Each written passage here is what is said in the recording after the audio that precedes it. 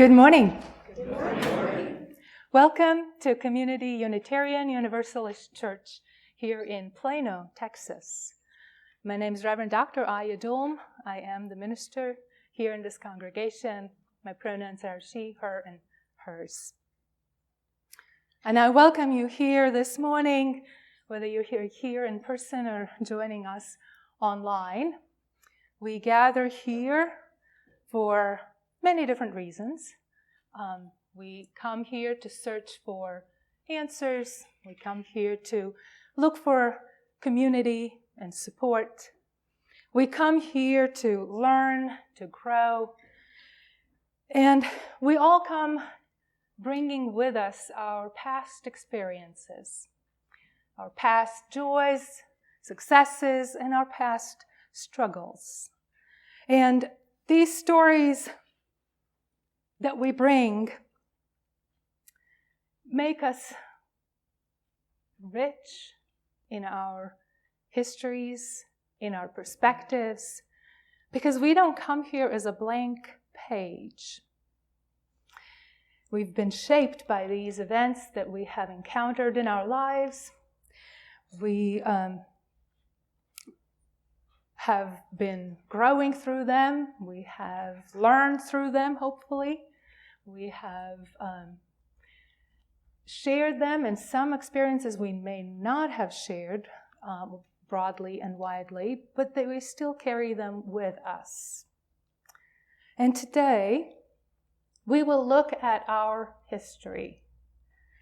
We will look at your history, my history, our history together, and reflect on how we get to be shaped because of the time and place in which we grew up, how we became who we are today because of the things that have happened in the past. And also who we are called to be going forward. Wherever you are on your journey, we're glad you are here today with us.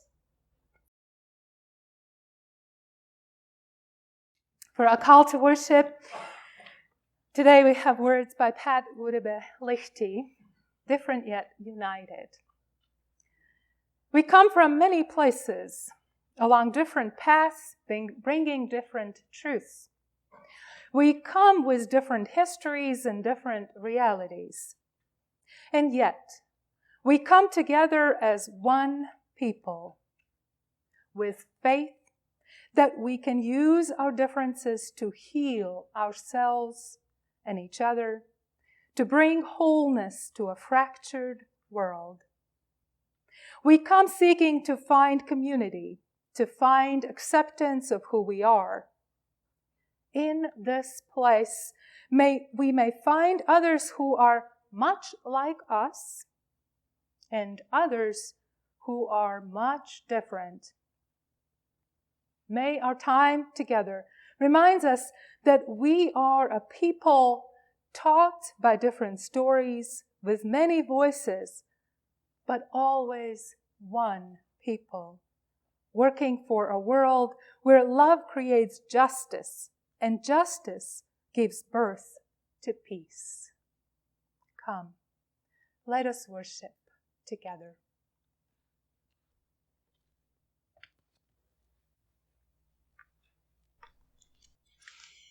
We will begin this morning by lighting our chalice, a symbol of both the heritage of our past and the light of hope within this church today. Our chalice will be lit by Nancy Barlow with the words of Audette Fulbright Folson.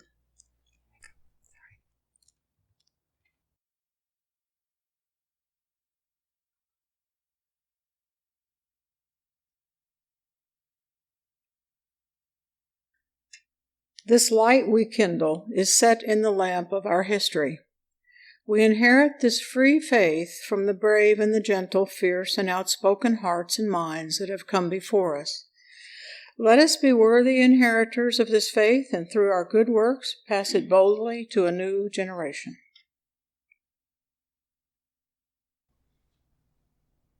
Thank you, Nancy.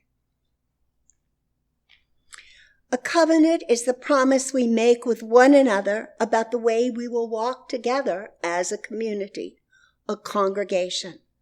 Please join me in reminding ourselves of this promise.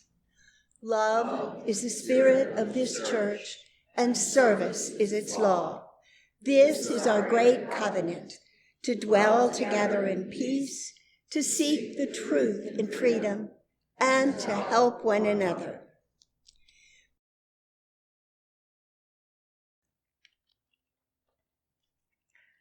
For the story today, I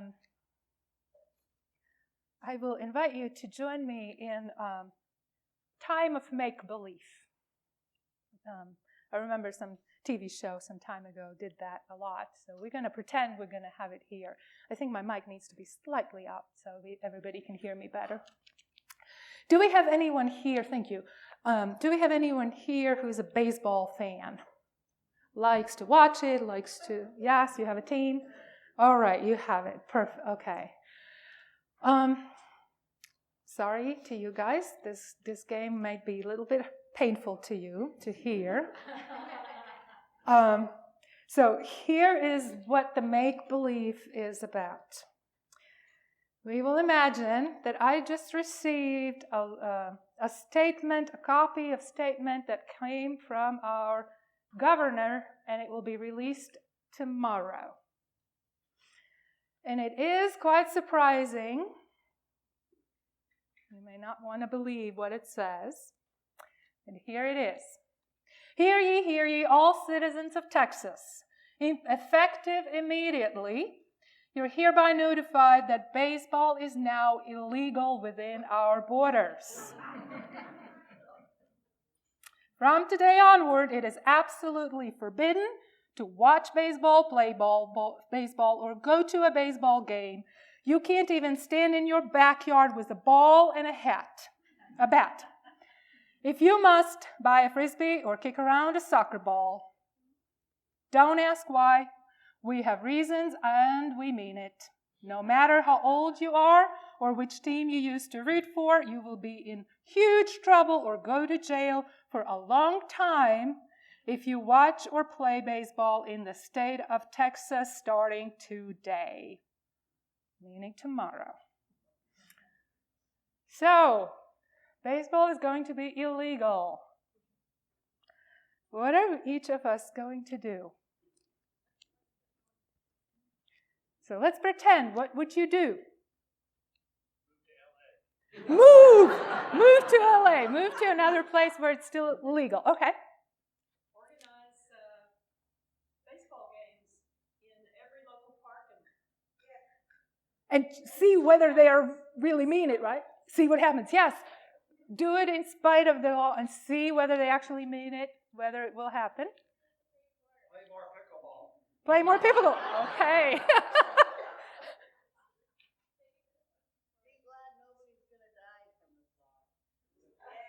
Only go to jail. Be glad they are not going to die from the law. Only go to jail. Okay. Take it to the Supreme Court. Appeal, right? What else? Play softball. Oh, no, baseball. I'm hearing that we have some non-baseball fans, so we don't really care, right? What happens to the baseball folks, right? Oh, well, it doesn't affect me. Register to vote. We're all going to go register to vote. Change the people that make these laws, right? Anything else that we could do? I think I have. Any other way? March on Austin? With bats?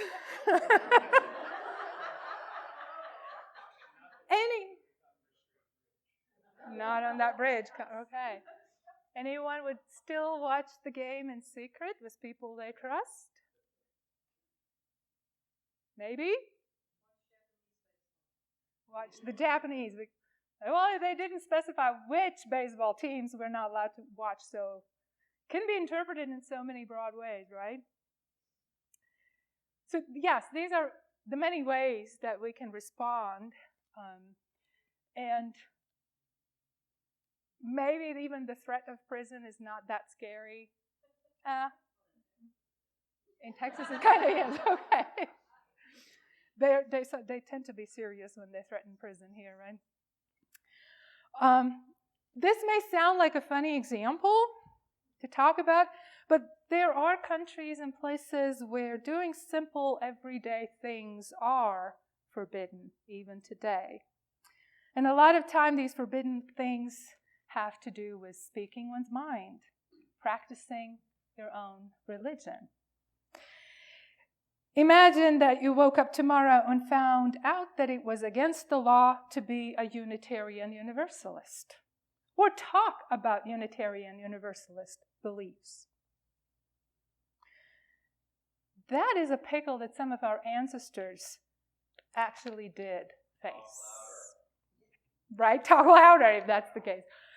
So nearly 500 years ago in Europe, people got tired of being told that there was only one way to practice religion. They began to read the Bible for themselves, and they thought about it, what it meant, and they started coming up with new ideas, new ways of thinking about it. And few of these people that did this were our ancestors. They were part of that movement called Radical Reformation. They talked about new religious beliefs that today we call Unitarian, which means only one God, not a Trinitarian God. These brave people began to practice being Unitarians, even though it was forbidden, and they could get in a lot of trouble. And they did get in a lot of trouble. So at that point, some of them said, well, I'll stop. It's too much trouble.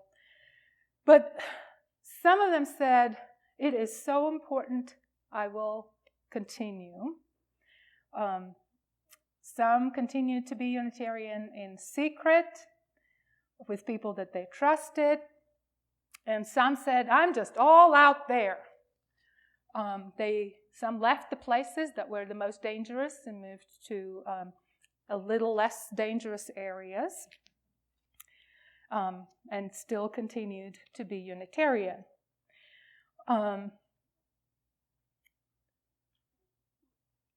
So some examples, the ones like Michael Servetus, who died because of his courage and his faith. There were those who fled the countries, like Faustus Socinus. He went to a different country. There were those who practiced and taught Unitarian beliefs in secret. And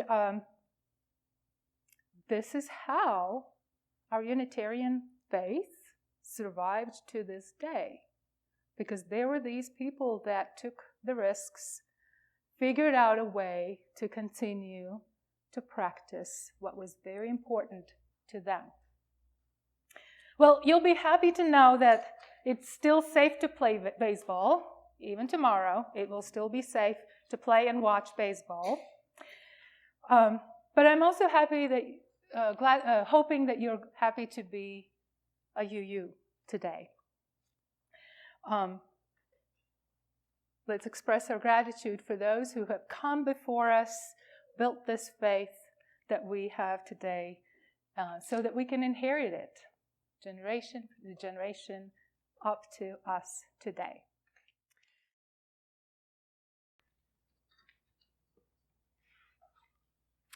Every Sunday we lift up our milestones, the joys and the sorrows and concerns that live in our community. We have this book that lives in the back of the sanctuary where those two cabinets are, and you're welcome to write in this book before the service something that you would like to share with this community about joy or concern that you are carrying. I would like to ask for your compassion to be with Haitian people in Ohio, Springfield, Ohio.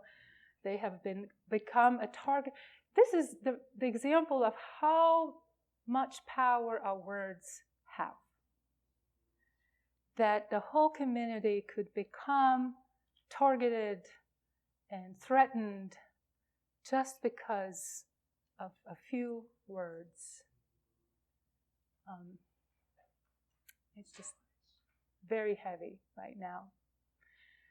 I don't know if any action we can take to support people over there, but if anyone hears of it, please let us know so we can extend more than just our compassion and prayers that way. As we hold all of this that lives among us, let us join in a moment of prayer, meditation, or simply silence, whichever is your preferred practice. I will offer words from Jude, Geiger.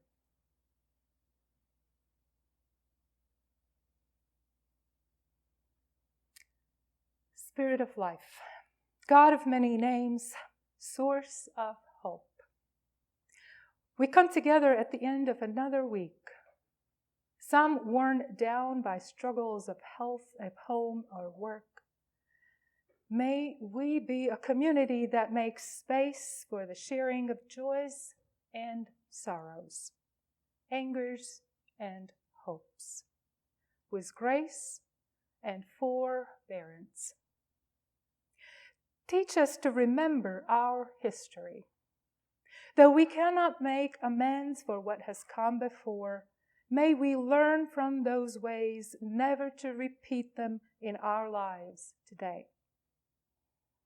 May we develop new ways of relating to neighbor and stranger without violence or coercion, deceit or greed.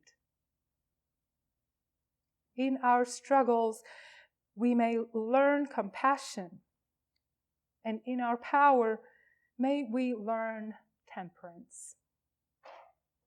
As a community of faith, may we be a safe harbor in a world that is often harsh toward difference. Challenge us to use our presence as a healing force for justice and equity.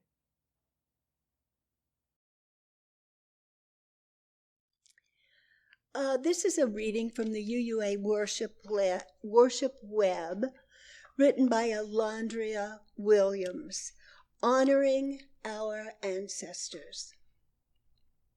The history and legacy of Unitarian Universalism are shaped by the ancestors in our congregations. I came as a fourth grader to my congregation, the Tennessee Valley Unitarian Universalist Church in Knoxville, Tennessee, TVUUC. That community helped bring me into social justice struggles in the world around me and inside the UUA. My church opened so many doors because they held young people in high esteem and encouraged our leadership in the church and community. My religious education teachers, friends, parents, and spirit aunts and uncles were and still are community leaders in everything from nuclear disarmament to anti-racism, anti-oppression issues. They have been my inspiration as I work to support others who are called by their faith to change hearts, minds, and communities. My church changed forever on July 27, 2008, when an armed man came into the sanctuary and killed 2 UU leaders, one a member of TVUUC and the other a member of Westside Church.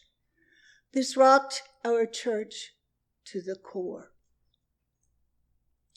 When I first heard about it, I didn't know who had been killed. My mom, my friends, their parents, or others who had nurtured me my entire life.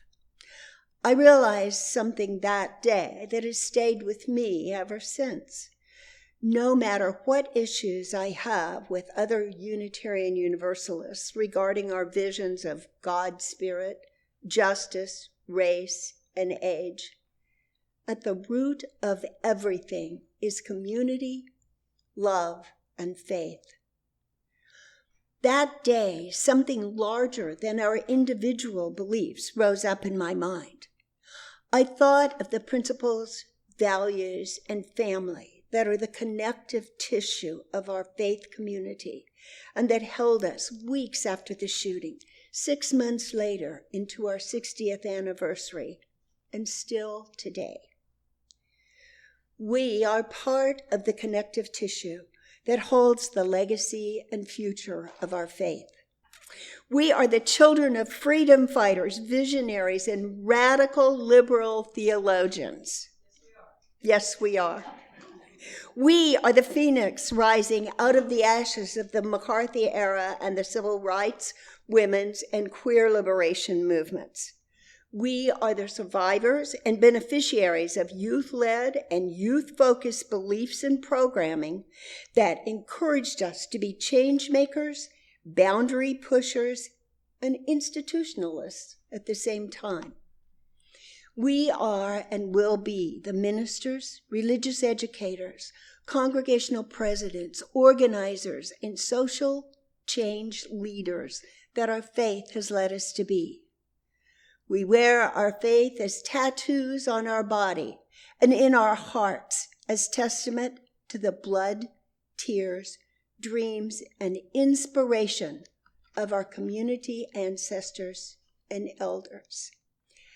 I want to tell you about Elandria. She was the associate. She was next to the president in the UUA. Co-monitor. Thank you very much. I appreciate that. And she actually passed away just a few years ago, very unexpectedly at a very young age. She was a great voice for all of us.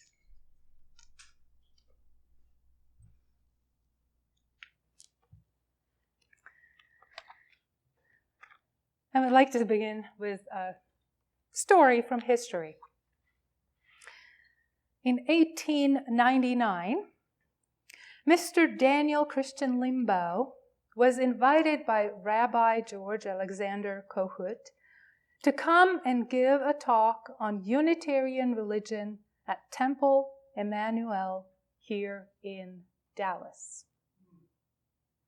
In his talk, Limbaugh said, "The time has come in the history of Dallas when a broad and liberal Christianity should be declared here."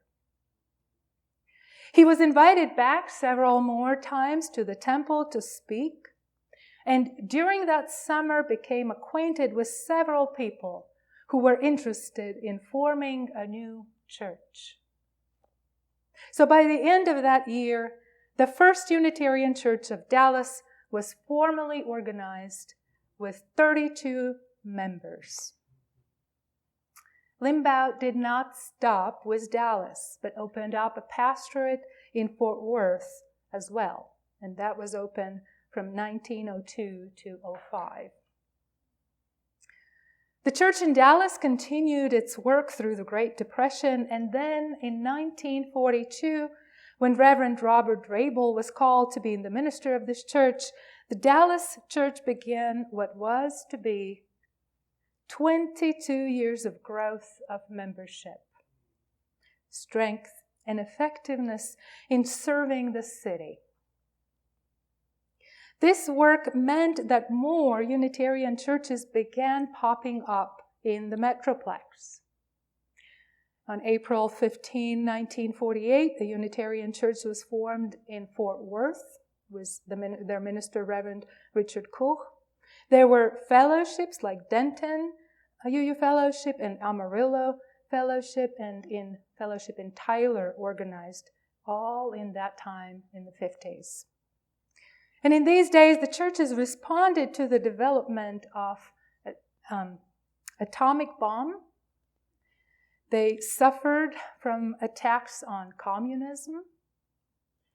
They fought for desegregation in their churches and beyond.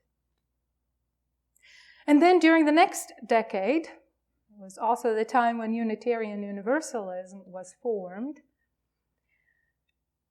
the Unitarian churches led this area into civil rights and pro-choice efforts.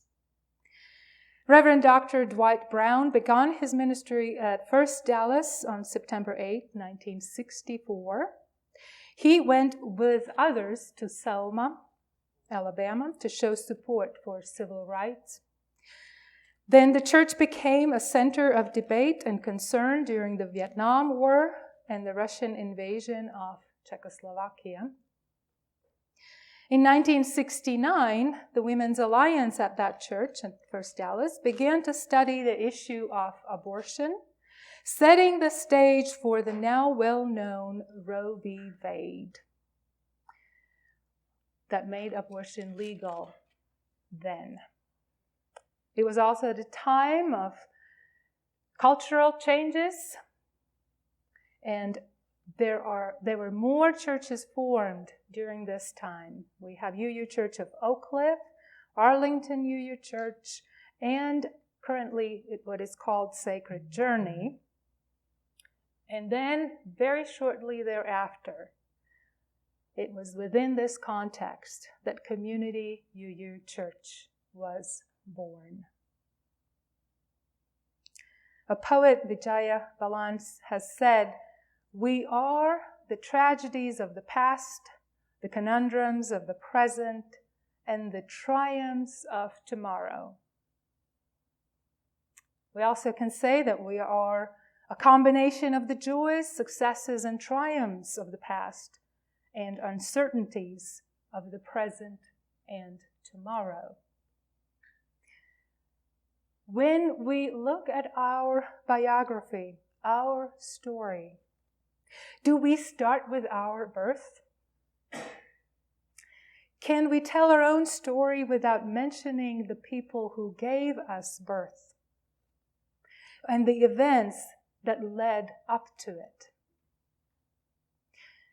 When I think about my personal story, it includes not just my parents, but also my grandparents and that cultural history that shaped them. When my mother was 7 years old, her parents made a significant decision. They packed all their things, their family of 4 living children, and they left the poorest region in Latvia and traveled about 170 miles on a horse carriage to settle in an area that was much closer to the capital city. My father's parents and his grandparents, that's even further down, so those are my great-grandparents, they lived on the opposite side of Latvia from where my mom's family used to live. When Russian communist regime occupied Latvia, they took my great-grandparents' property away from them, which meant they had to relocate. So these events brought these two families closer to one another.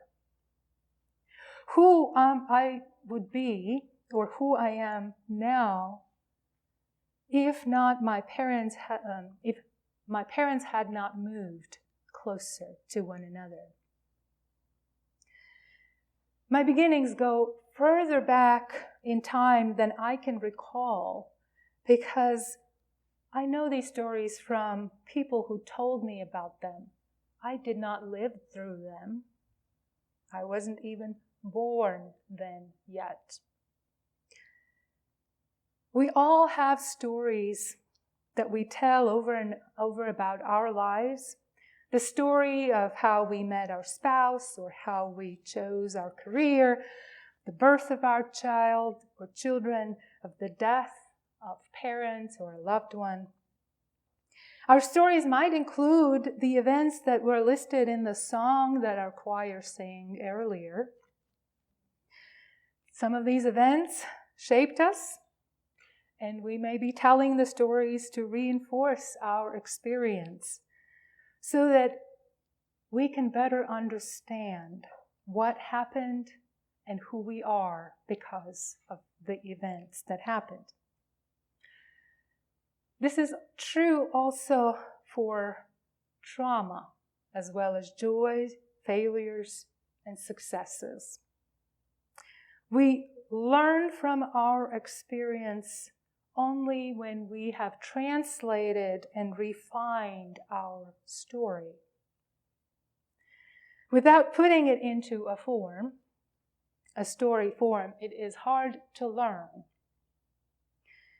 The story helps us to make meaning out of our experience, to understand what happened so that we can learn and move on, whether we choose to move on in the same way or a different way. And we do the same thing on a communal level. Our families have stories, our church has a story or stories, our nation has stories. And none of these stories are idle or random.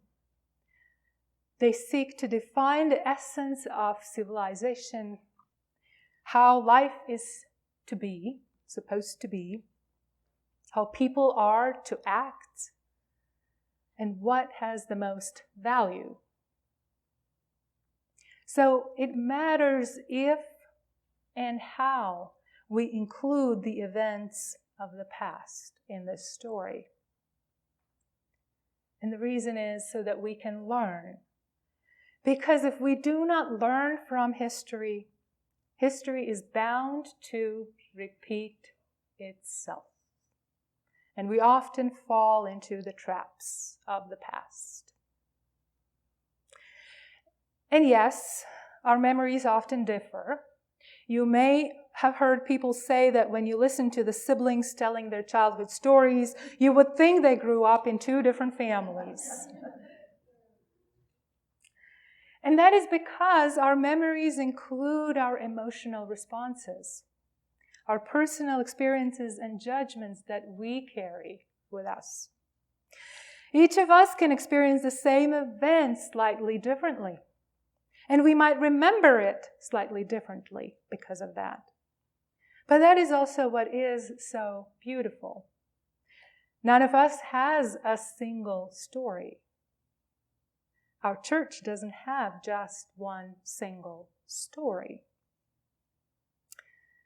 As you heard the church earlier, the church came into existence within a context created by our ancestors who shaped this faith, who did things that affected the whole nation and beyond. This church was born with a mission in mind, to stand up against that which is harmful, unethical, and unhealthy. And then, as the church kept growing and evolving, more things happened. Some wonderful and great, and some not so much. Just like in the reading about the church in Knoxville, this church too has experienced some trauma. Some events that have been difficult and heavy, that have rocked our church to its core. And these events have shaped us and our stories. And we may think that all of these past unpleasant things are in the past, gone, away. But here's the thing. If we do not work through the traumatic events to clearly see the effects of these events, to know in our minds and hearts how these events have shaped us and what it means for us today, we will find ourselves trapped and we will continue to repeat the things that came to us with this trauma. There's a cartoon in Peanuts where Lucy tells Charlie Brown to kick football, and then when he's about to kick, she removes the ball, and Charlie Brown falls for it over and over and over. This is what trauma does to us, because trauma leaves its marks. It moves us into behaviors and patterns that makes us feel safer or more protected at the time. But then we may continue to do these things without examining whether they truly work. And the effect and the result often is that we trap ourselves into repeating the same things that caused us pain in the first place. The trauma psychologists will tell you that trauma recovery takes time. It is not something we can do overnight. And as part of this recovery process, there are several stages to go through. The early stage is about safety and stabilization.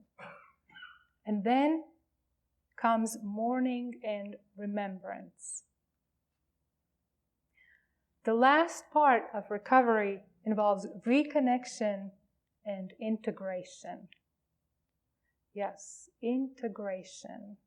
The part where we sort out how the past is now part of us today.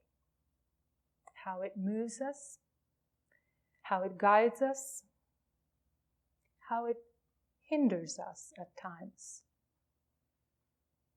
Examining the past, particularly the past that had been distorted, we need a process to sort out the meaning, to see how these past things have shaped us, how they continue to affect us even today. Next month, we will have our church-wide conference to brainstorm and imagine together what would the future of this church look like. Where do we want to go? And as part of our imagination, we also need to think about who we are today, how we were shaped to be who we are today by what has happened to us in the past, and how it still might be affecting us today. To know where the caution things are for us, to know where the trigger things are for us, to know where our strength is in the middle of all this. We don't get to choose everything about our story because we are shaped by who we are born as and the people we have come from. And we are shaped by the people who are entangled in our lives and in our memories. However, by intentionally working through the effects of the trauma, we can move forward to be trauma-informed people and trauma-informed church. A church that holds the legacy and future of our faith, as the late Elandria Williams said. A church that was carried forward by freedom fighters, visionaries, radical liberal theologians. We are arising out of ashes. We are survivors and beneficiaries of change makers. And we wear our faith boldly as testament to the tears and dreams and aspirations of our ancestors. We are and we will be the leaders our faith has led us to be. We didn't start the fire, but we will keep fighting. We will keep working. Amen. As our worship time this morning draws to a close, it is now time to extinguish our chalice. Please join me in reciting these words. We extinguish this flame, but not the light of truth, the warmth of community, or the fire of commitment. These we carry in our hearts until we are together again. For our benediction today, words by Gary Kowalski. And now may the blessings of life be upon us and upon this congregation. May the memories we gather here gives us hope for the future. May the love that we share bring strength and joy to our hearts, and the peace of this community be with us until we meet again.